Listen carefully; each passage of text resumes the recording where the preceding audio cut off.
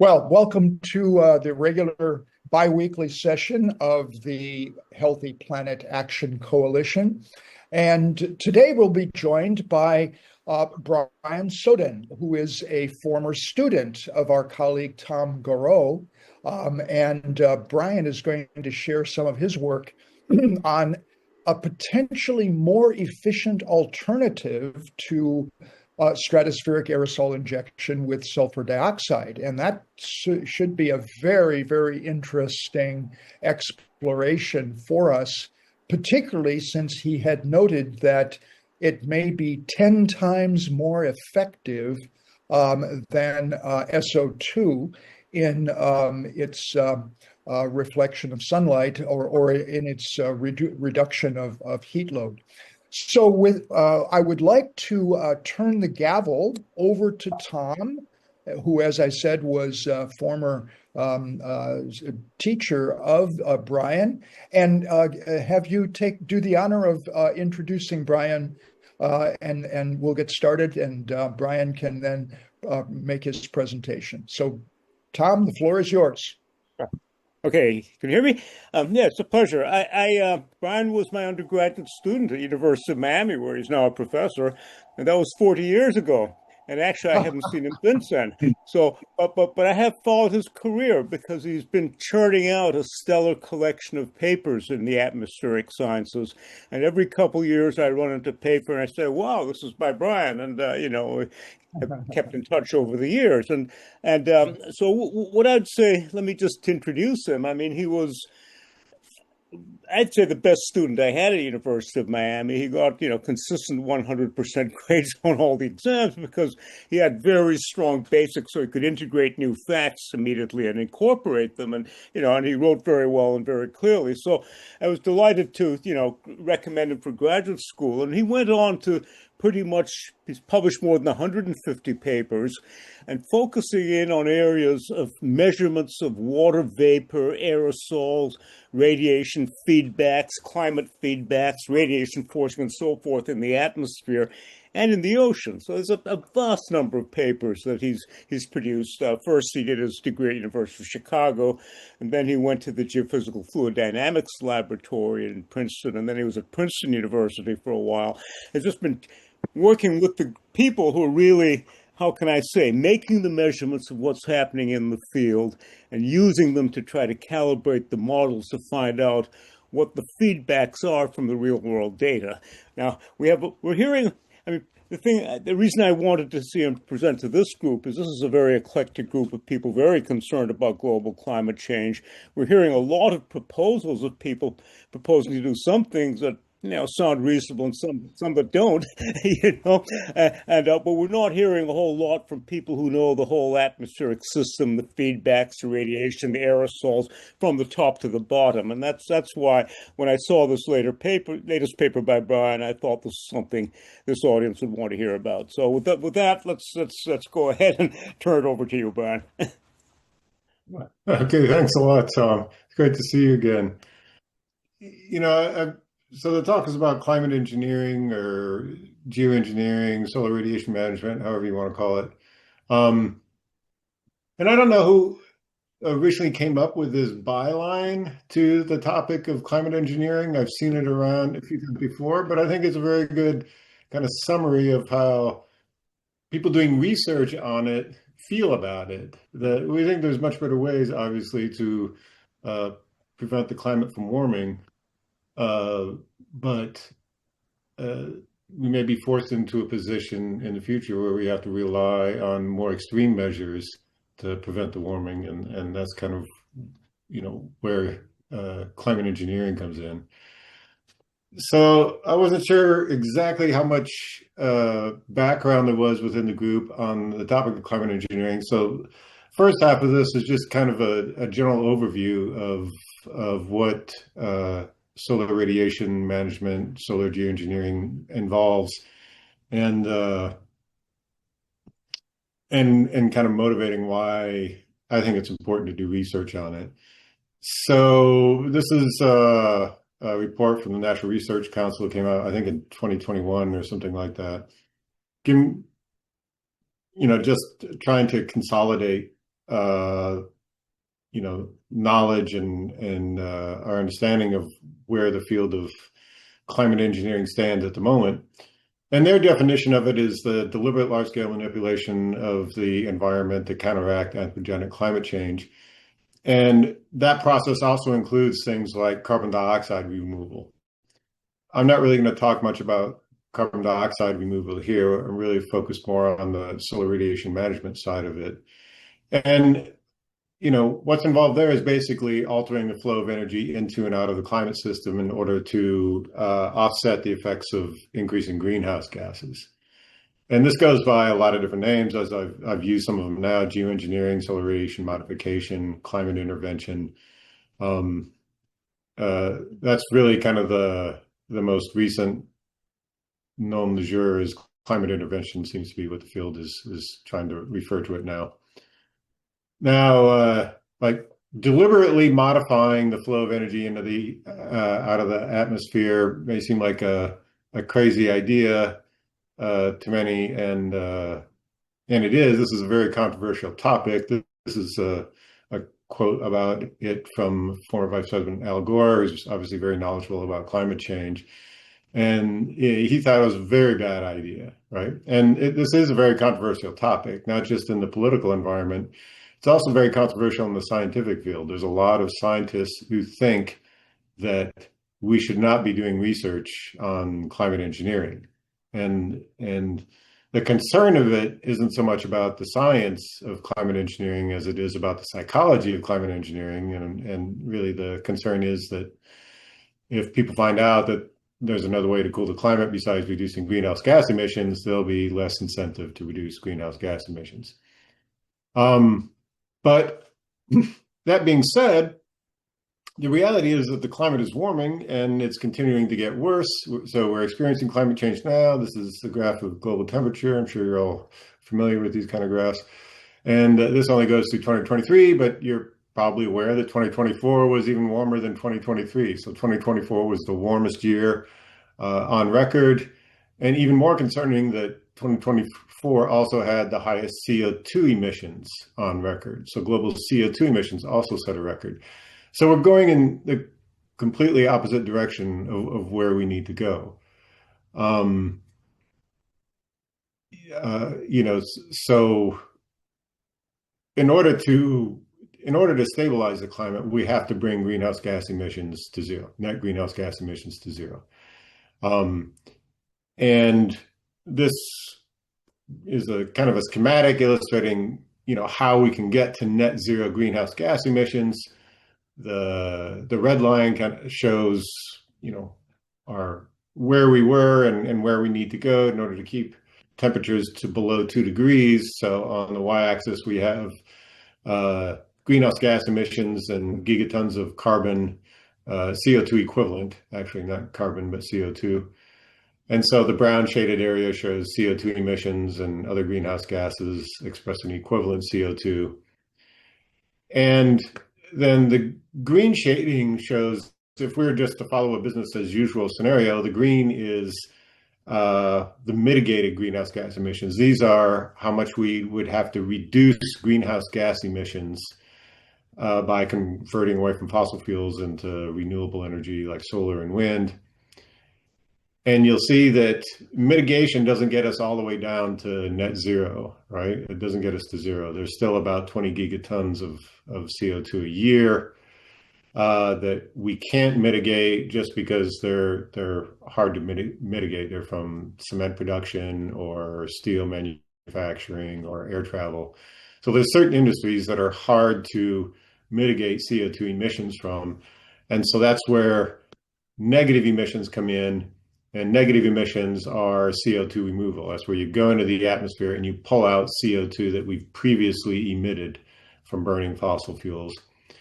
And in order to get to keep temperatures below 2 degrees, by the end of the century, we have to have about between 10 and 20 gigatons a year of CO2 removal. And that's a huge amount of CO2 to be removing from the atmosphere. Just to give you an idea of how much 20 gigatons of CO2 per year is, if you add up all of the emissions of the US, all of the emissions of Europe, and all of the emissions of China currently, that would all add up to 20 gigatons of CO2 per year. So that's the challenge we're facing is, and there are a number of different ways you can do carbon dioxide removal.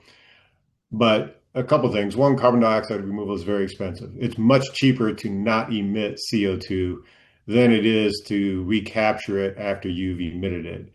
And, the numbers vary depending upon what technology you look at, but you're looking at on the order of $100 a ton of CO2, $100 per ton of CO2 that you remove, depending on which technology. That's just kind of a ballpark number.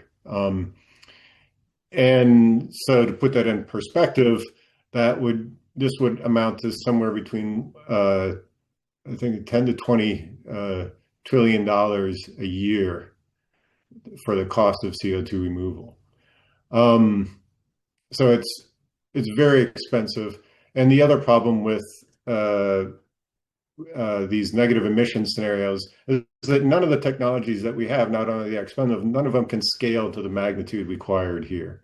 There's no CO2 removal technology that currently can scale to 10 to 20 gigatons of CO2 per year.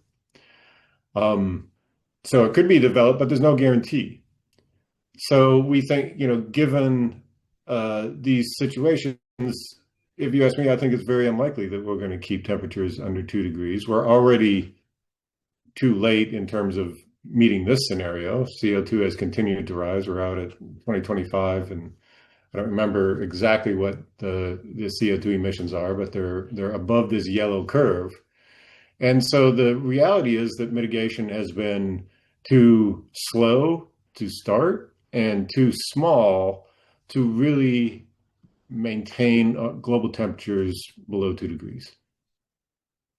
So let's look at another scenario, just hypothetical scenario. Let's say that there comes, a point in time where, moving into the future, we do mitigate, we do aggressively cut our CO2 emissions, and we do spin up carbon dioxide removal and scale it up to a magnitude that can make significant contributions to removing CO2 from the atmosphere.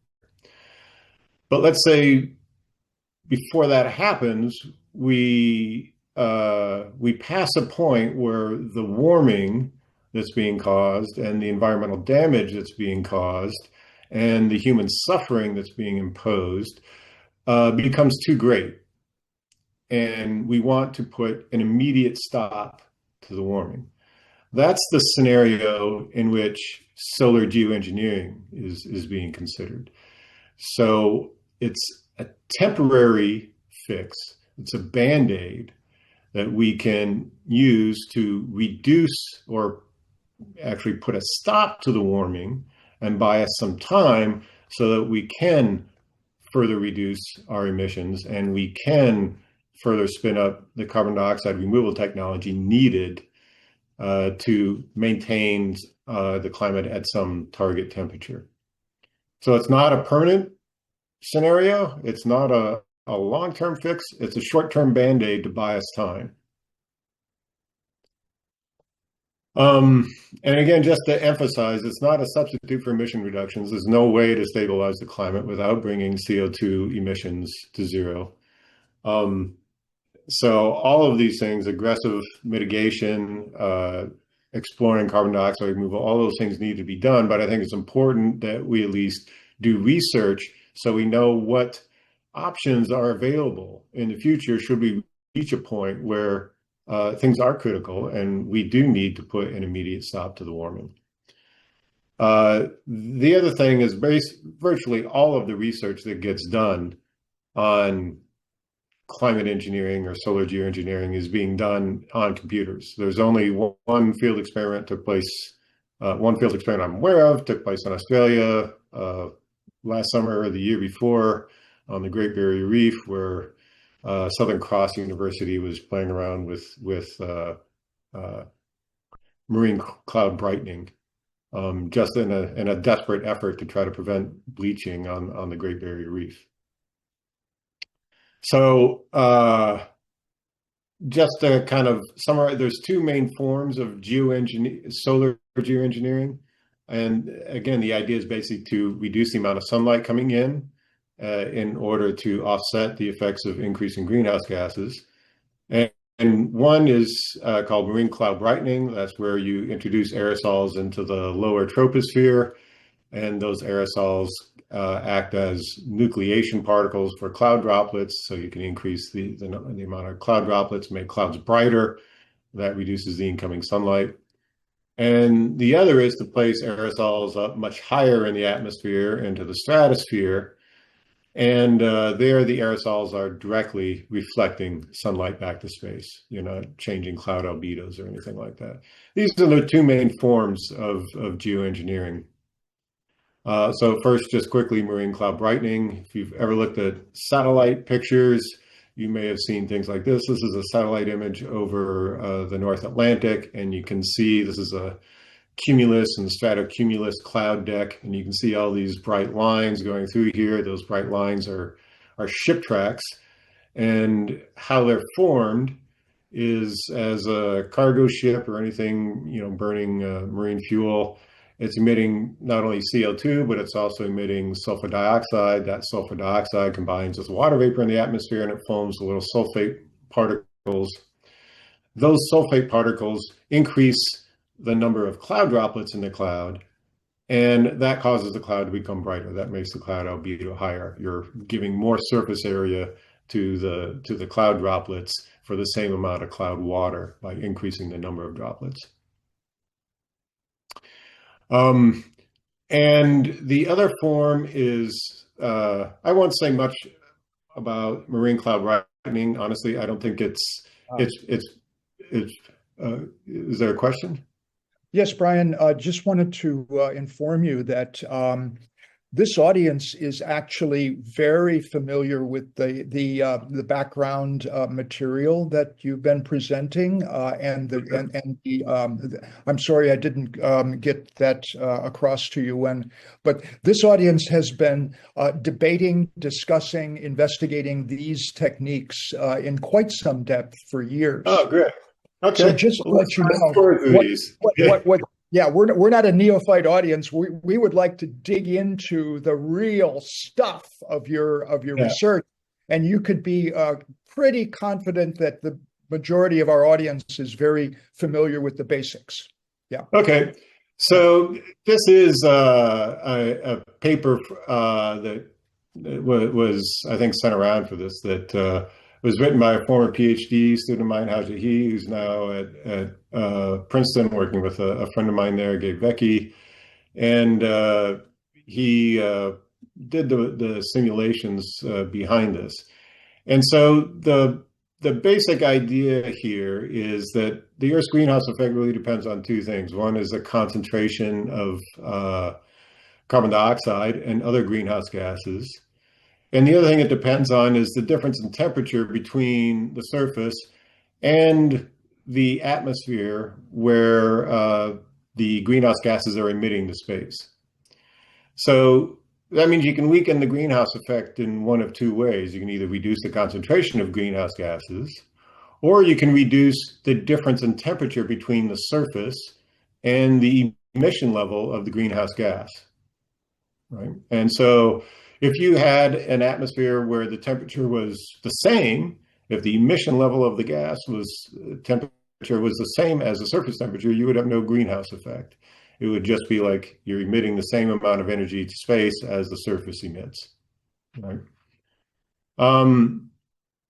And so this was, and the inspiration from this came out of a paper Haji wrote for his PhD dissertation here, where he was looking at how the radiative forcing from CO2 is affected by changes in air temperature in the stratosphere. And so how this approach differs from traditional stratospheric aerosol injection is traditional SII puts aerosols into the lower stratosphere, somewhere around 15 to 20 kilometers. And those aerosols are mainly, well, there's different kinds, but the standard one is usually sulfate aerosols, but there's more exotic aerosols that they are developing now that are actually better pure scatterers. And those aerosols reflect sunlight back to space, and that cools the surface. We're trying something different. We're still putting aerosols in the stratosphere, but instead of putting scattering aerosols, we're putting aerosols that absorb sunlight. So we want to absorb that sunlight. And then, so that's shown here on the schematic on the right. There's sunlight coming in. There's a layer of absorbing aerosols that's absorbing some of that sunlight. And then it's emitting, increasing the emission of infrared energy out to space, weakening the greenhouse effect. And so the way to think of this, I think, is that we're trying to redistribute where some of the sunlight is getting absorbed. So most of the sunlight goes through the atmosphere and gets absorbed at the surface. And then as the surface is trying to get that energy back out to space, it has to go through layer after layer after layer of CO2. So it's a very inefficient way to get sunlight and emit it back out to space. Here, we're trying to absorb that sunlight higher up in the atmosphere where it can just be directly emitted out to space. So instead of absorbing that sunlight at the surface, we're absorbing it higher up where it can just is more efficiently emitted to space. And it actually seems to work very well. So this is computer model simulations that show, just as a reference, if we put 5 teragrams of sulfate into the lower stratosphere and maintain that amount of that concentration of aerosols uniformly, you could cool the planet by about half a degree or so. But if you were to put 1/10 of that, so if you only put half a teragram of black carbon, and we use black carbon because it's black, it's a very absorbing aerosol, you can cool it by almost 8/10 of a degree. So you get more cooling for only 10% of the mass of aerosols. So in terms of how much cooling you can get per unit mass of aerosol, it's on the order of like 15 times more effective. Now, the challenges here, one, in order for this to really be effective, we have to put the aerosols up very high in the stratosphere.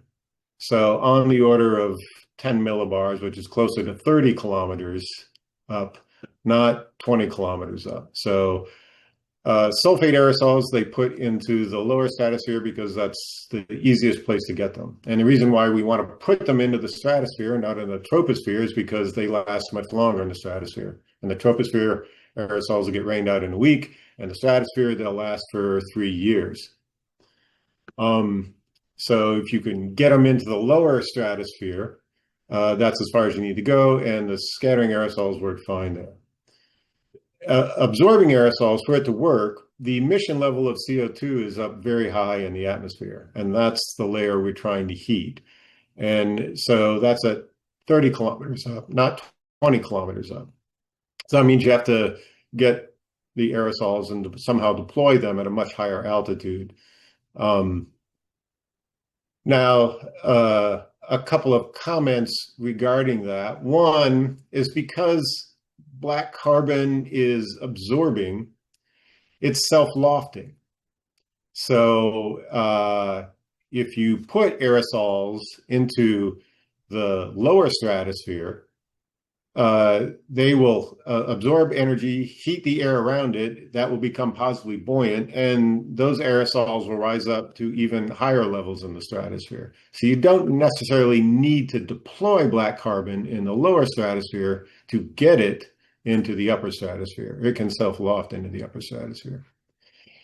The other thing is that in part because it's self-lofting, as I said, the sulfate or other scattering aerosols will typically, depending upon their size and and other things, they'll typically settle out through gravitational settling on, 3 to 5 year kind of time scale.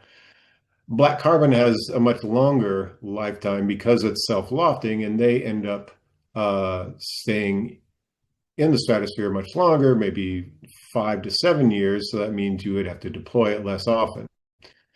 Now, there's a lot of downsides to black carbon. One is if you look at just what this graph shows is if you put black carbon at different levels in the atmosphere, how much warming you get at that level. And so you can see kind of the upper ones, these darker red curves are kind of the optimal levels for heating in order to weaken the greenhouse effect.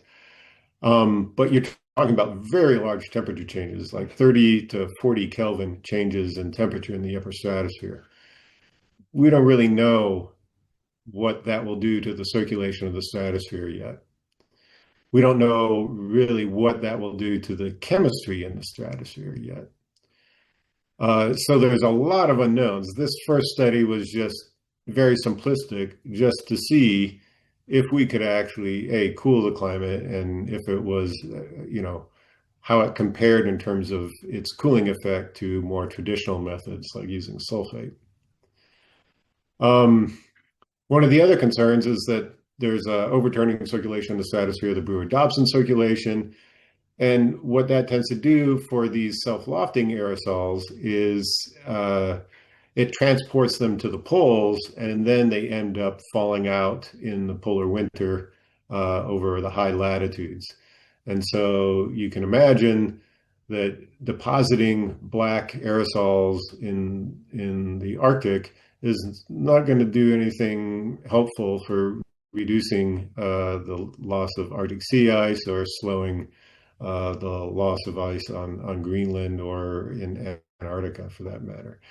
So there's a lot of potential downsides to this that haven't been explored. There's always, possible geoengineering. You can make, some kind of liquid, engineer some kind of absorbing aerosol that dissolves in water or other things. So there's, kind of in the realm of science fiction, you can begin to kind of try to think up possible kludges in order to make this a little bit more palatable option. But I think the main, I think honestly, if you ask me, I think this is a bad idea. Like, I don't think we should do this. If we do stratospheric aerosol injection, I think we should stick with something that is proven to be not disastrous in terms of altering the climate, and that's to use SO2 and inject SO2 gas just like volcanoes do. Cools the climate. Nothing terrible has happened outside of the volcanic eruption. So I think that's a much safer approach, where the unknown unknowns or even the known unknowns are much smaller. So personally, if you ask me, out of all the options, if we were forced to do one, I still think SO2 injection, stratospheric aerosol injection, is the best approach for that. And so I guess the way I think of our work is, hopefully it at least opens the box, because I do think we need to think more broadly about possible options for stratospheric aerosol injection. And this was a different approach. It has some upsides to it, and maybe somebody else can come along behind us and find, better ways of doing this. But I do think it is important to consider putting aerosols at different levels in the stratosphere. There hasn't been a lot of work exploring that. So I think that's, one good thing that came out of this. Plus, we've also been doing work now. We've been doing work to look into more detail on how it changes the circulation, how it affects the chemistry. And there's other possible options where we actually combine different aerosol types, where we put in both sulfate and black carbon, and it's actually more efficient putting in both sulfate and aerosol together than it is to do either one independently of each other.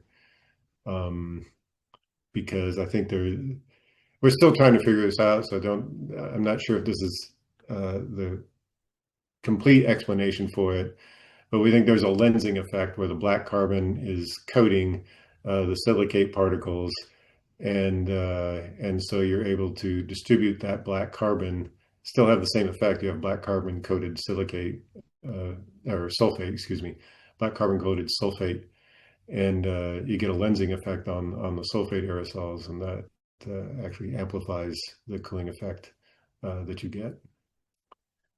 So with that, that's kind of a view from 30,000 feet of what our experiments show, and I'm happy to answer questions or engage in conversation about the results. And thanks for the invitation.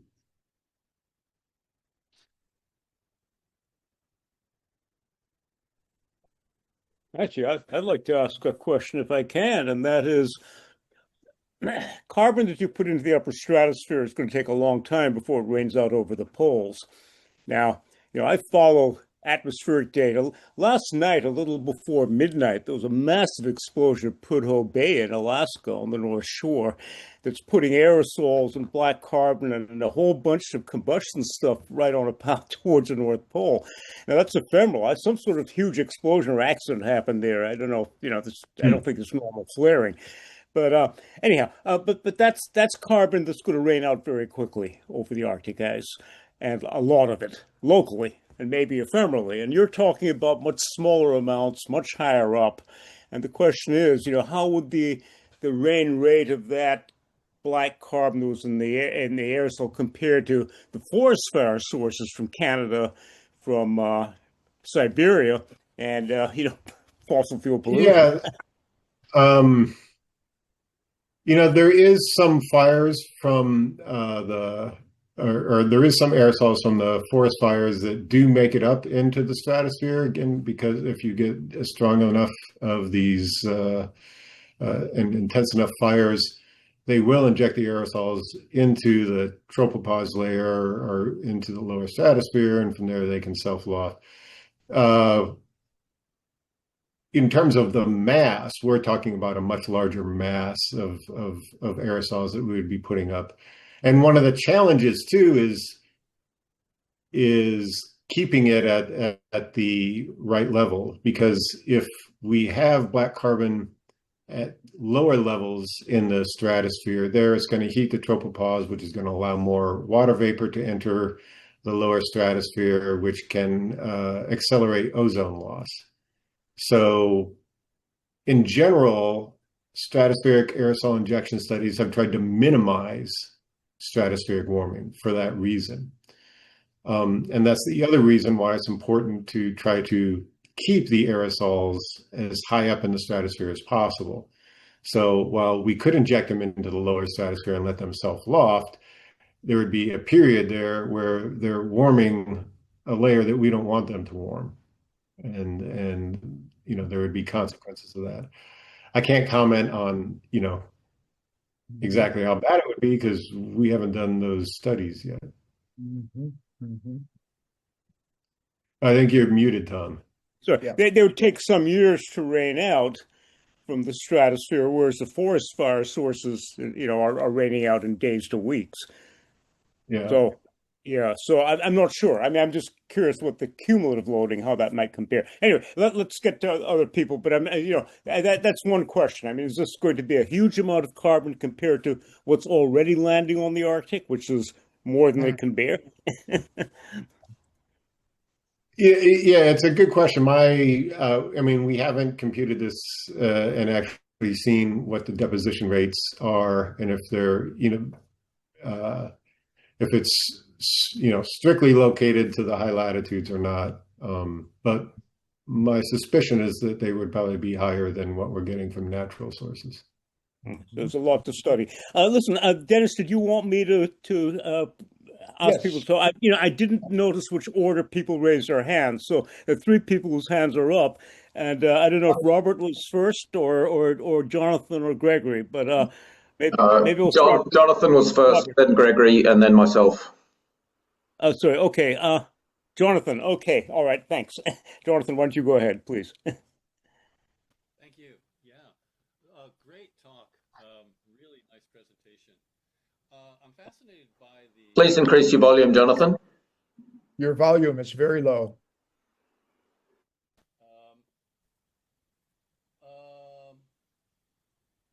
Volume's very low. Okay, okay. How about if I get closer and talk louder? Does that help? It's very difficult. Jonathan, there's something wrong with your audio. It's very, very faint. If you go to audio settings, microphone, then it can fix it. Can I suggest that we go to Gregory while you sort that out? Yeah, let's do that. First, Brian, thank you for the presentation. That was very informative to me. I haven't really been familiar with the technique, but could you possibly share one of the slides? It was the slide where you showed the results of two simulations, one, I guess SO2 aerosol, and one the black carbon, and show the greater effectiveness of cooling of the black carbon. Yeah, that was it. That's fine. And I guess the question was, there's a lot of variability that is identical in the two simulations. I'm just curious, what is the variability sort of that you see in the signals of those?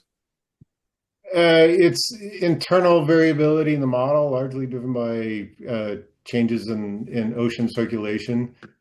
I think, I would say any coherence between the dips in those two curves is coincidental. There's nothing really tying it together.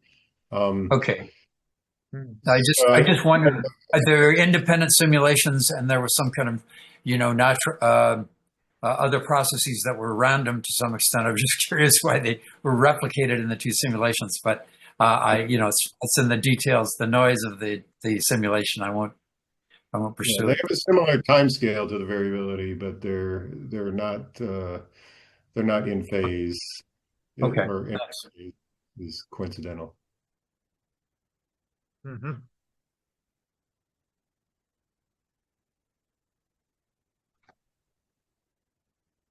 So you can go on with the next question.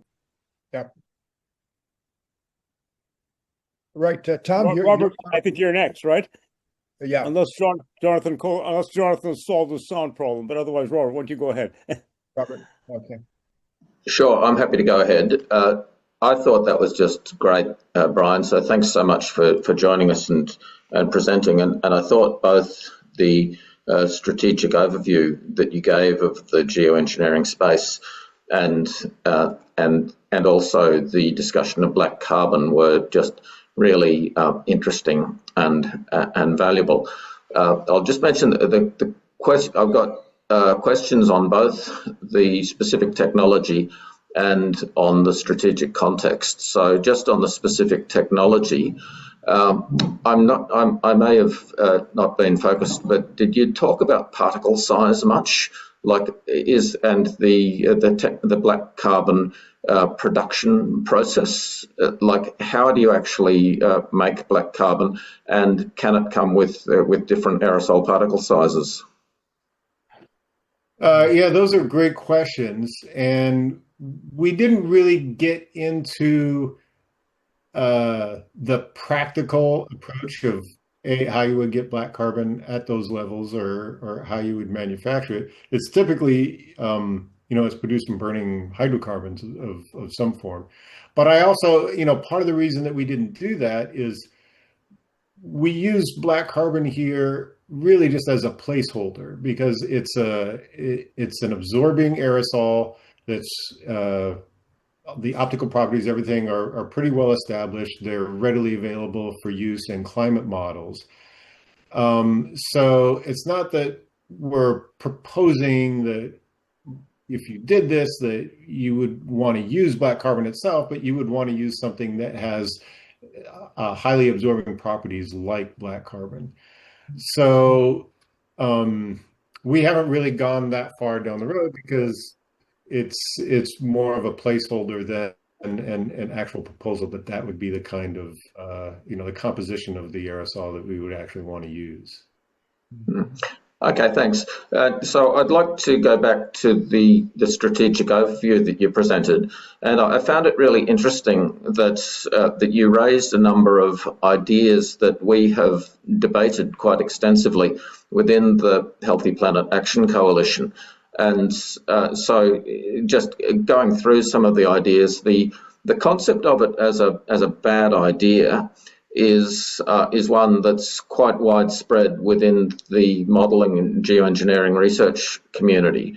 But I just completely disagree. Like you talked about the capacity of sunlight reflection to reduce human suffering, and that's a good thing. Like the capacity of geoengineering to prevent coral extinction is really quite significant, and it seems to be the only thing that can prevent coral extinction. So that's a really good thing. And so all of this sort of framing as something bad, I think I just completely reject and disagree with that. I understand that it's the dominant language in the scientific community, but to me that's really politically naive, and that framing needs to be reversed, and we need to say, what a great opportunity we have to heal the earth, to repair the earth, to protect biodiversity, to slow extreme weather, sea level rise, systemic disruptions, and then,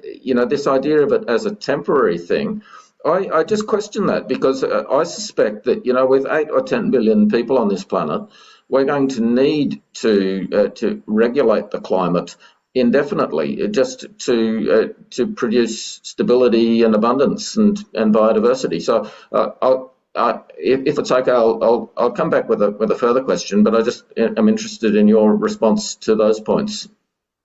Yeah, I think that this idea that it's that there's a lot of hesitancy about doing geoengineering, and is in part because most people realize that mitigation is a far safer and more efficient way and more direct way to stop warming.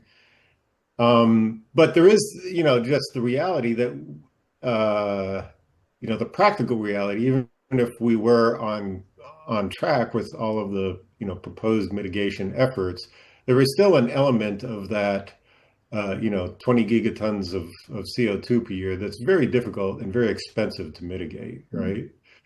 So that's where carbon dioxide removal comes in, but it's still, as I mentioned, it can't scale up to the magnitude required. I think that the concern of the reason why it needs to be temporary are, one, you could envision, let's say, if we don't have negative emissions, if we never get carbon dioxide removal up and running at a scale necessary, that we could just try to offset indefinitely the warming from that 20 gigatons. No, that's not what I was suggesting, but I understand your point. Like the issue is, if the planet's having a heart attack, then first you need surgery, and then you need diet and exercise. So you need to combine sunlight reflection with long-term carbon management strategies. But I did want to just challenge your comment that emission reduction is safer and more efficient. We're in a situation where cloud loss and other albedo loss, according to James Hansen's Global Warming in the Pipeline paper, is causing 4 or 5 times more immediate warming than emissions. And we're in a situation where the geoengineering approaches to cooling are estimated by the British Royal Society as 1,000 times cheaper. So this idea that it's more efficient to cut emissions, this language is out there in the community, but I think that there's a whole lot of mythology that's in the climate space, which really needs to be tested out. Yeah. Well, we have we actually have another paper coming out that would contradict James Hansen's argument that it's aerosol, the reduction in cloud albedo from aerosols. There's actually, our results show that the net effect of aerosols is basically zero, in large part because he's referring to been this trend of incoming sunlight over the last 15 years or so, the Earth's energy imbalance. So, and that's been growing over time. But and they attribute that to the reduction in sulfate emissions from less coal burning and so forth in the Northern Hemisphere. But those Northern Hemisphere emissions have been completely offset over the last decade and a half by increasing sulfate emissions from fires in the Southern Hemisphere from places like Australia. The Southern Hemisphere fires have completely offset on a global mean the aerosol reductions in the anthropogenic aerosol reductions in the Northern Hemisphere. And so that's just our study. That's our study's take on it. But part of and I'm not saying that our study is definitely right and Jim is definitely wrong, but there is a lot of uncertainty in what is actually driving those changes. And so to think that, we should use geoengineering, to offset those changes when, we don't understand if aerosols are really effective enough to do that, at least in terms of cloud brightening effects. Stratospheric aerosol injection is pretty straightforward. You put SO2 in the stratosphere, it's going to convert to sulfate aerosols. The winds are going to spread it around and it's going to block sunlight. So there's much less physical uncertainty there, I would say, than in the cloud microphysics. And that's my personal. Yeah, fascinating issues. Look, I'll let other people question, and if there's time, I'll come back later. Thank you very much, Brian. So, Tom, if you unmute, then you can moderate. I'm not sure if Michael Pilarski was next, and then Russell, and then Ron, and John. I'm not sure. Sorry, I didn't see the order. So let's ask Michael first, then. Are you there, Michael? He's yes. up here. Yes. Oh, he is. Yes, I am here. I'm not quite in the right order there, but I'll just make mine quick. Jonathan, of course, should go as soon as he's ready, and Russ would be next then. So I just want to make the point, because I'm relatively, I don't know that much about the geoengineering angle, but I just want to throw out the concept that if we maxed out as the forest and biosystems and soils as carbon removal, and also ocean phytoplankton removal, if that could be scaled up, how much of the solution would those things have on what we need to do if we could scale it up, which is very doubtful. But if we could, I'm just kind of curious but you may not have the answer to that. I just want to throw it out there to the group. Is like, I think that one of our main things we need to do is activate as many of the Earth's sink capacity as possible. And then beyond that, and the geoengineering could be helpful as well. I just wanted to bring that out, and so that's good for me. And unless you have there is a lot of potential there, and there's a lot of things like the possibility of sequestering carbon in the soils. There is research that suggests that there's a lot of these underexplored options for sequestering CO2. The one, just to give you kind of the idea of the problem of scale, and the ocean is obviously, if you can do alkalinity enhancement or iron fertilization, then the ocean has huge potential to pull CO2 out of the atmosphere. We just don't know how well those things work and how to implement them.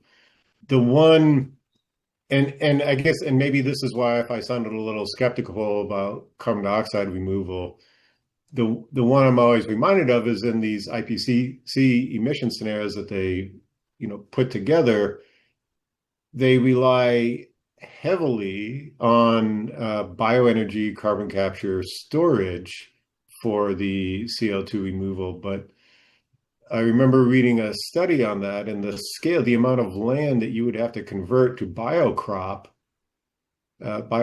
in order to pull out that much CO2 is staggering. It was something like, and don't quote me on this, but it was something like converting all current agricultural land to biocrop, which, yeah, you know, you still need food. So that means, you're not going to be sacrificing food for carbon capture and storage. So that means they're going to be going into other areas, destroying ecosystems where, forests and grasslands and other things, and maybe using those to do biocrops. But, there is just a huge problem of scale here with pulling 20, if we really need to get to that point of pulling 20 gigatons. Let me just interrupt here because, there's no question we've got to pursue all the solutions simultaneously, and the biological ones and the atmospheric ones, all that, because all of them, none of them alone are going to do it quickly enough for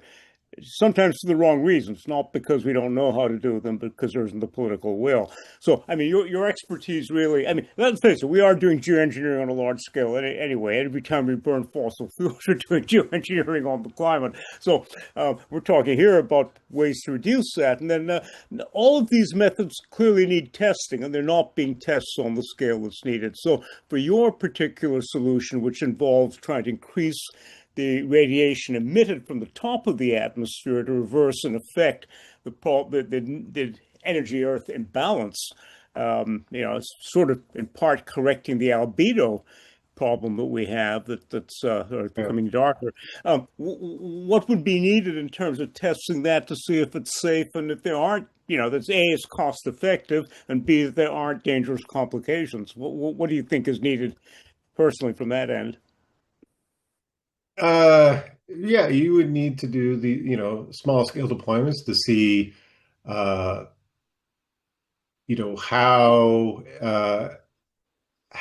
does the aerosol first, how do you create it? How do you generate it? How does it distribute? Are you going to put it up with rockets? Are you going to let it self-loft? How do those things operate in the real world? And the studies that are being done, there's much more, computer modeling work being done on the reflective aerosols, SO2 aerosols, SO2 emissions, and creating that. And then, it's much easier, I think. Another thing that sulfate injection has over say something like black carbon or diamond or something like that, is that you're injecting a gas, and it's much easier for the gas to disperse and then form an aerosol. If you're injecting liquid or solid aerosols, then you have a problem of the aerosols coagulating together, how the turbulence of the plane or whatever you're injecting in the lower stratosphere causes those aerosols to coagulate together, because you need them a certain size distribution to be effective scatterers. If they clump up too much, then they're not nearly as effective as scatterers, and they also fall out much faster.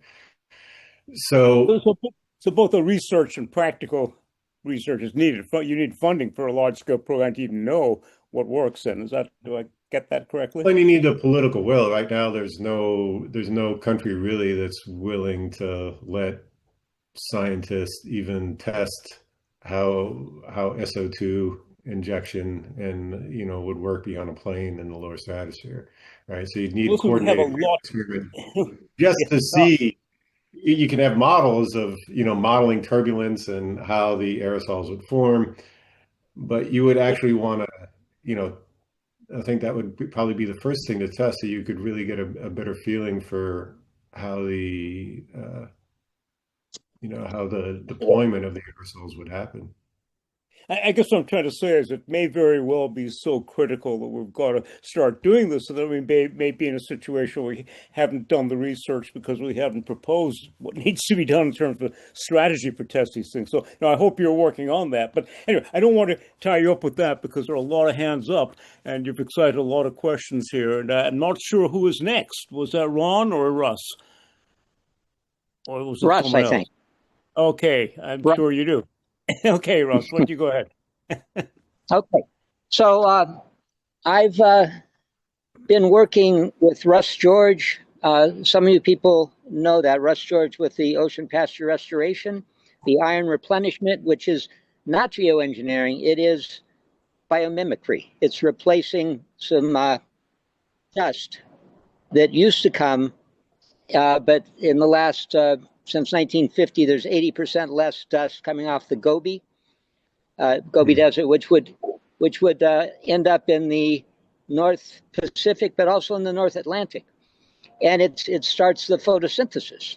Now, an amazing thing is that one iron molecule, when it's used in photosynthesis, brings down 3.6 million molecules of CO2. So as a consequence, well, let me go back. David King and Russ George were in London about 5-6 years ago, and they were talking about ocean pasture restoration. And David King made the statement that I think is actually very conservative, that you could easily bring down 20 gigatons of CO2 with ocean pasture restoration every year. And a nice thing about it is it makes huge amounts of money because it brings down the CO2. 60% of the CO2 that it brings down is blue carbon that's sequestered in the abyss. This is according to Woods Hole. 60% gets put in the abyss, sequestered for 1,000 years. Now, I've been talking to Tom Guro since 2017 about odds and ends. I've been talking to him more specifically for the last 6 months or so about ocean pasture restoration.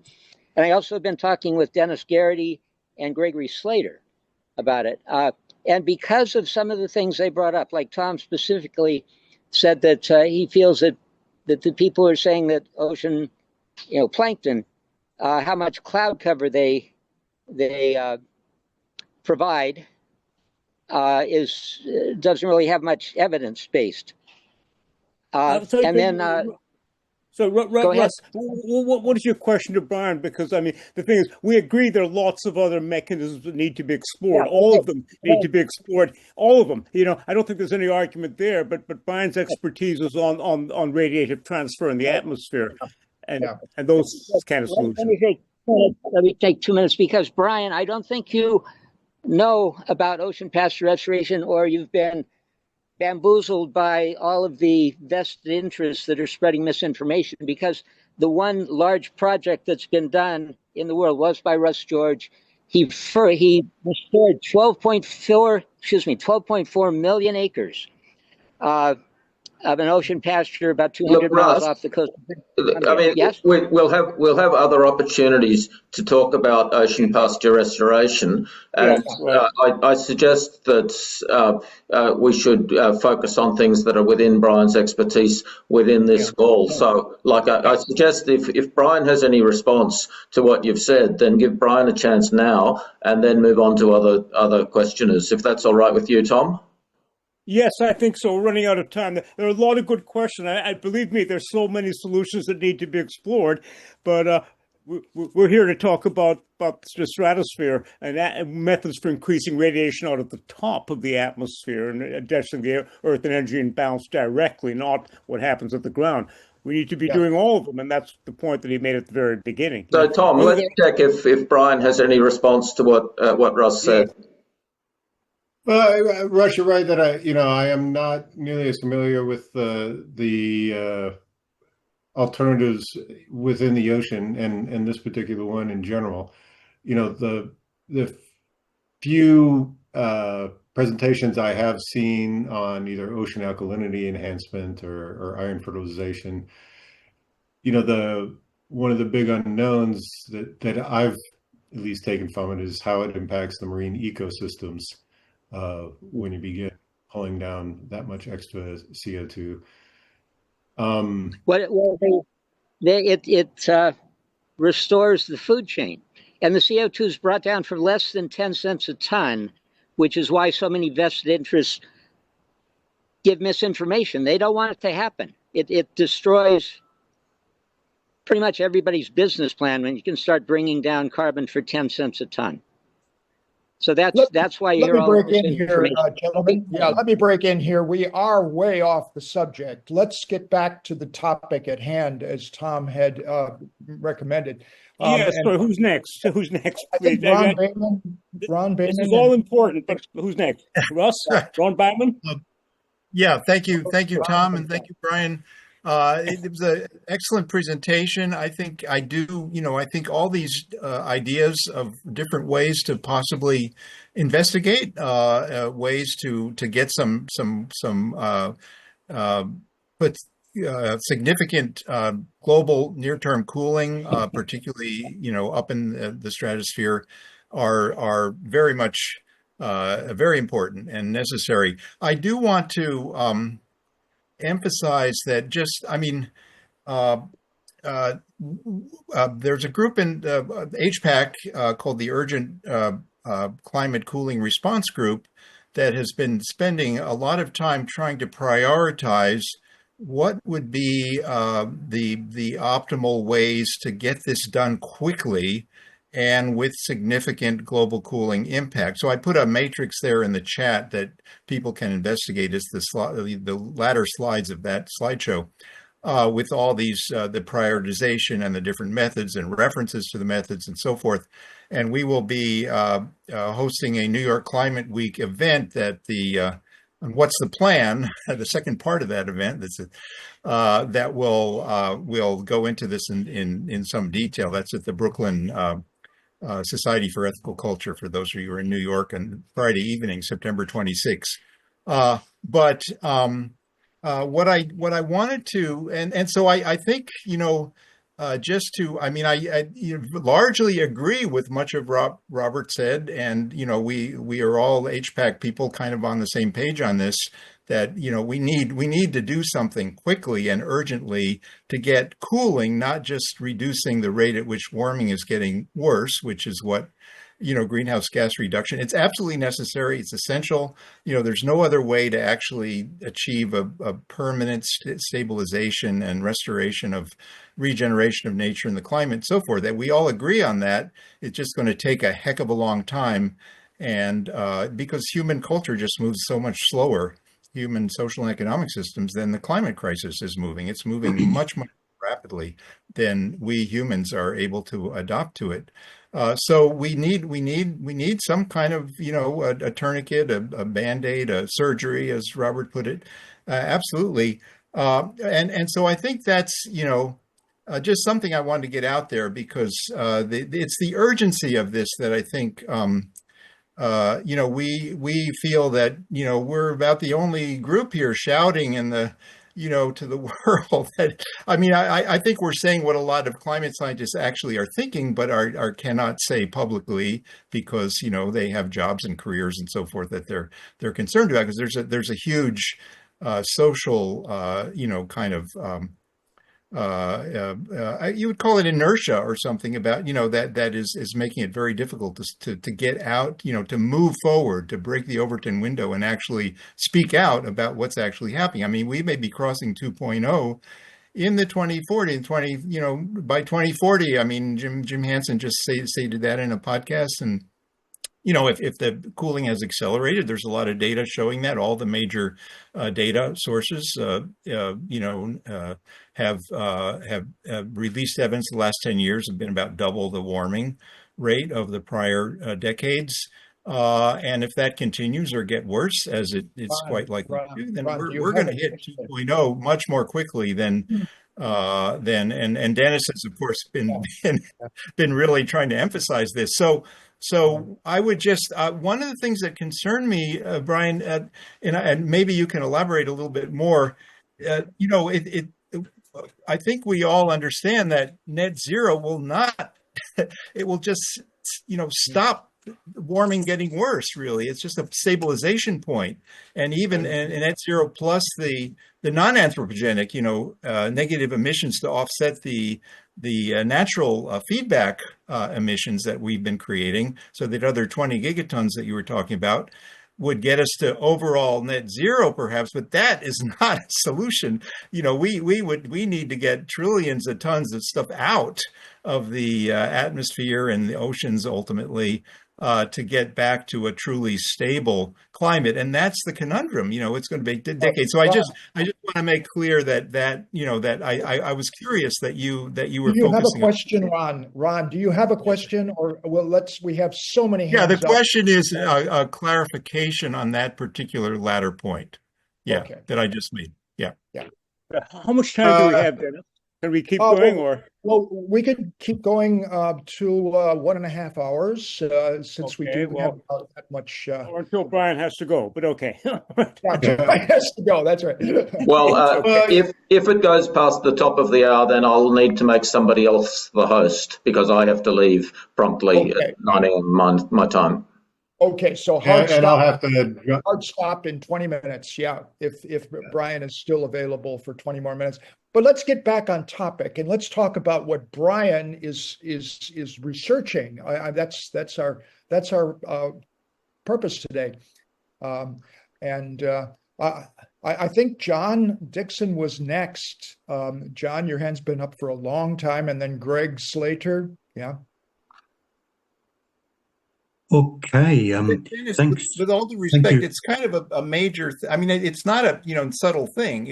I was just curious because Brian is a climate scientist and he's representing a kind of a very a credible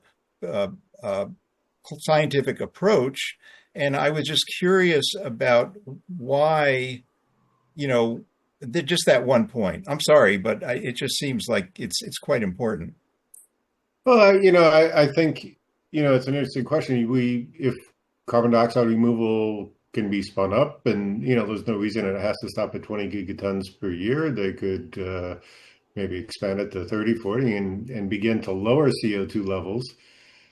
But that opens a whole other kind of worms that I think Robert was kind of alluding to too, about how much are we really going to just be managing the climate? It's kind of a slippery slope, and I think there's a book out somewhere called like The End of Nature or something like that, where they actually talk about where there's no natural climate left. It's all very managed, and so I think that's not something that I really do research on or anything. It's more of a social science question of if we do begin to engineer the climate, when do we stop, right? Well, it's more the plateau versus, there will be warming coming out of the ocean. There will be CO2 falling out naturally. The two effects of, the research that I've seen just says they offset each other. So you hit a plateau when you get to net zero. That's in our paper, the urgent need for direct climate cooling. And there's a lot of, papers on this and so forth. But I think it isn't, because the public, the net zero is the holy grail, but it's not. That's the issue that I think. Absolutely, Ron. We do want to have others be able to have their questions before this session ends. Yeah. I'm sorry, but let's go back to John Dixon and then run through the others with quick questions. We have only 20 minutes left. Yeah, John. Thank you, Dennis and Tom, and especially to Brian. Brian, there was sort of very excellent presentation, very clear, superb. I've got two small questions. The first one is, you mentioned that black carbon was really a placeholder or a model for other particles or materials that might be injected into various levels of the stratosphere. My question is, are you aware of other research that's ongoing or planned in relation to other types of materials that could be substituted for black carbon? First question. Second question, you and Tom and Ron and others spoke about the complexity, the complications, the downsides was what you used. Now, that's of keen interest to this whole HPAC group, actually. How would you go about setting up and evaluating the risks or the downsides in relation to black carbon or its cousins high in the stratosphere? How would you do that, and how would you differentiate it? You mentioned across different hemispheres, or I'd also say different parts of the world, tropics versus other latitudes. Very interested in your comments around that. Thank you very much. Okay, sure. Thanks, John. Yeah, the answer to your first question is no. We haven't, I'm not aware of any research looking at alternative absorbing aerosols. This is just very new. No one's really, thought to propose this yet. And so it's just kind of getting some attention within the scientific community now. In terms of the second question, really is more sophisticated modeling, and that's what we're doing now. This first study, the results that I showed here are very idealized. It's a fully coupled ocean atmosphere climate model, but there's no chemistry in it. The aerosols were placed there. The aerosols aren't being transported. They're not settling. They're not interacting, with ozone. We're not doing any kind of, deployment at a certain location and then see how they spread. So all of those things need to be done. And then we need to see, okay, so what is the impact if an absorbing aerosol is transported to the poles and then settles out of the stratosphere onto the polar ice sheets? How does that affect the climate? So there's lots of these questions. We've just done the basic things. We know it cools the climate. We know it changes precipitation. We know it basically, in terms of the surface climate, it does the same thing that sulfate aerosols do at a more efficient rate per unit mass, right? So that's basically what came out of this study. Now we're beginning to ask all these other questions of, okay, that part works. What about all these other bad things that can happen? And the chemistry is really the most challenging, in part because it's the most computationally demanding. The chemistry models are very expensive to run. And I think there's also more uncertainty there once you start getting involved in mixed phase chemistry. Like one example, we don't know if these things are falling out in the polar stratosphere. How do they affect polar stratospheric clouds, which are the surface on which ozone depletion occurs? If they actually dissipate the concentration of polar stratospheric clouds, is that actually a good thing a good positive impact they might have on ozone concentrations? We don't know that at all. So there's lots of questions. This is really just at its infancy in terms of this aspect of using an absorbing aerosol. But great questions. Thanks, Brian. Excellent. Tom, we're back to Jonathan and Robert. All right. Can you hear me now? Yes, very well. Yeah. Well, I'll go fast. I don't mean to be harsh, but I'll move quickly since we don't have much time. The buoyancy of the particles is key to the possibility of this method. They have to migrate up through the stratosphere in order to get to what you call the effective level, where the emissions do something good.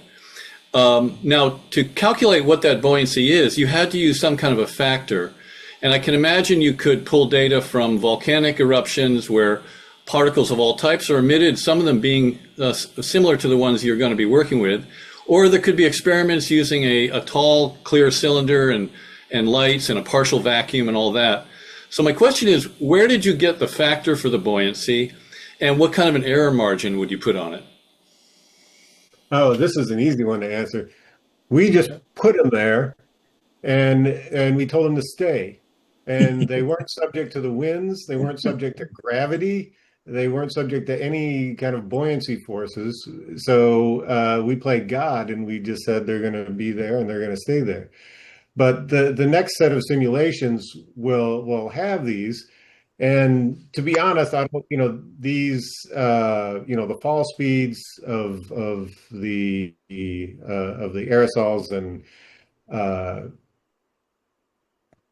those are, say, I don't know where they come from, somewhere deep in the literature, but there's false, the fall speeds depends on the particle size, density of the air, and so on and so forth. And then the optical properties of the aerosols themselves are taken from some laboratory measurements somewhere back in time for this particular composition of aerosol. But again, these are hypothetical. Let's just say it's an absorbing aerosol that has the highly absorption, a very low single scattering albedo. But these are the question, and there are uncertainties about these. I agree that. The optical properties are a little bit less relevant because we're just saying this is a placeholder aerosol.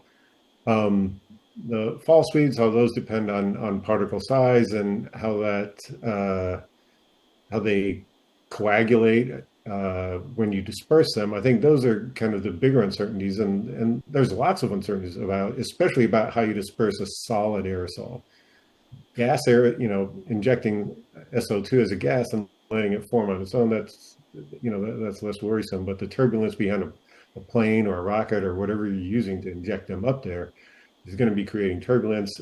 You have a size distribution of aerosols that are going to be falling at different speeds, plus all of this turbulence. They're going to coagulate at a certain rate. There are groups that are doing very high resolution modeling with very sophisticated aerosol microphysics to try to estimate these things. But again, it's all being done in a model. I'm not aware of any, and this is part of the need. I think the first need for field experiments is to kind of have some observational data that we can evaluate the fidelity of the models that we're using to try to estimate these things. Right. So your self-lofting concept is fascinating, and it does come into conflict with some basic physics, which is solids generally fall inside of gases. But if they become hot, you've postulated that they heat the gas around them, and somehow they remain entrenched in that gas ball of warm air, and they move up. But you've got a very thin atmosphere there. And also at night, if you're postulating a buoyancy effect from the heat of the particle, at night it's going to lose its heat on the dark side of the Earth. And by your same physics, it would then drop a little bit because of it would cool off. So very fascinating concept, but the physics of it are quite tricky from first order principles. Yeah, and there is some observational evidence, I should say, from the forest fires that were raised earlier, that we do see evidence of these things self-lofting within the stratosphere. We can see that from limb-sounding satellite measurements like SAGE and so forth. We can see these smoke plumes that do get into the lower stratosphere, then moving up on their own.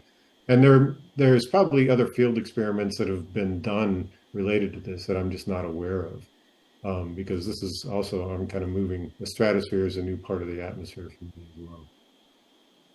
Thank you.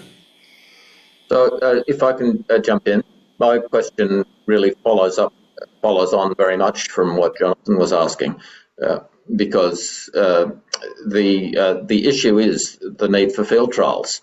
And the complexity of the Earth systems, the atmosphere and the oceans, is such that models will never really give you any definitive answer. And the issue, as I see it, is that the risks of field trials are very low. And that in fact, the main reason that field trials are prevented is that it would show that these all these different methods are very effective and likely very safe. I mean, we can't really know the safety until we do the field trials because they may be unknown, both unknown benefits and unknown damage. So it's only through the field trials that we can really establish that. And David Keith wrote a paper saying that an investment of $2 billion in field trials for solid geoengineering methods would avert damage worth $10 trillion. That's something like 5,000 to 1. So with that sort of a benefit cost ratio, the case for field trials is just really quite compelling. And so working out ways around the politics of that just seems a really central problem. Yeah. No, I agree. I think there is very little downside to doing limited field trials like the kind that David Keith has proposed. And I think, it's public perception of these that has really stopped. We have congressmen in Florida now passing laws to ban any field trials on geoengineering within the state of Florida because they're concerned about chemtrails and everything else, right? There's a lack of public trust in science, conspiracy theories, everything kind of feeding into this, these public backlashes that seem to pop up when people talk about trying to do a coordinated experiment of stuff that we already do all the time inadvertently. There's stratospheric aerosol injection going on now every time a rocket takes off from Cape Canaveral. Right? They're injecting aerosols in the stratosphere. Every time a ship leaves Port of Miami, it's doing marine cloud brightening, on its journey. So these things are happening, but if you try to do a coordinated experiment where you want to measure at the same time that you're injecting the aerosols, that, because it's being done as a scientific experiment, it causes a lot of alarm and concern. So I think there really is a PR and a communication gap that geoengineering faces, and that it is really what, if we're ever going to do any kind of field trials, we need to get much better at communicating these points to the general public and politicians. And that's why I proposed an albedo accord on the model of the Montreal Protocol to raise public awareness in order to get support of industry, government, civil society for rebrightening the Earth. Yeah. Yeah, can I say, we are doing geoengineering on a massive scale. It's just we don't call it that. And what we're being called as geoengineers is basically corrective or reverse geoengineering, to undo the damage that's being done by the way we're messing with the Earth. So there's a conceptual problem. I mean, people hate the concept of geoengineering, but they're living off it. Yeah. Well, gentlemen, ladies, we have 4 minutes left, and I believe, Greg Slater, you have not had the chance to ask your quick question. It must be a question, and it must be quick, Greg. No seminar, okay? Well, okay. Sorry. So, quick. Am I quickly? Your question is the claim that. Well, you mentioned public perception, but the public perception reflects the toxic environment enforced by the entire scientific community against any geoengineering. It's coming from the scientists who have said this. Your opening line of this is the most horrible thing in the history of the universe that we might have to do. I mean, that's like friendly fire. Anyway, I know it wasn't a question. Sorry. Please forgive me. Sorry about that, Greg. We're just running out of time, and we got to close down within 2 minutes.